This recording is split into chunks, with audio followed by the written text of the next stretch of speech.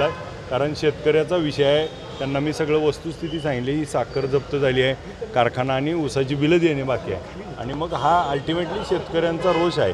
तर या शेतकऱ्यांना मदत होणं गरजेचं आहे. तर त्याबाबत त्यांना बोलल्यानंतर त्यांनी सकारात्मक भूमिका घेतली आहे आणि नक्की त्या ठिकाणी आम्हाला मदत करतील अशी मला अपेक्षा आहे. भाजप प्रवेशाची आड घातलेली आहे नाही, तसं काही त्यांनी त्याच्यावर चर्चा केली नाही. त्यांनी फक्त आमची चर्चा कारखान्याला मदतीच्या बाबतीत झाली. त्यांनी म्हणले तुम्ही आम्हाला मदत करा, आम्ही तुम्हाला मदत करू. आम्ही म्हणलं त्याप्रमाणे आम्ही देखील सगळ्या सभासदांची चर्चा केली. सभासद देखील त्या ठिकाणी सकारात्मक आहे.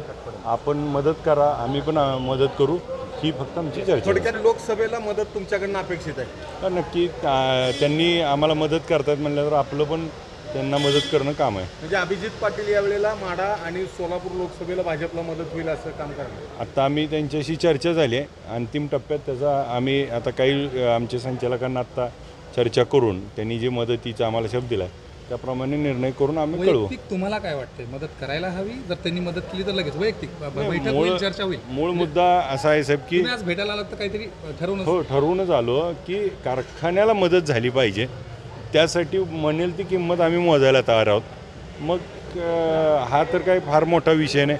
दर 5 वर्षाला निवडणुका येतात, पण एकदा जर कारखाना संपला शेतकऱ्याचा तर त्या आयुष्यभराचं नुकसानीचा शब्द माझ्यावर येईल. म्हणून खऱ्या अर्थानं आम्ही ह्या भूमिका घेतो आहे की कारखान्याला मदत कोण करेल, कसं करेल, त्याप्रमाणे आम्ही त्या सकारात्मक भूमिका घेऊ. थँक्यू.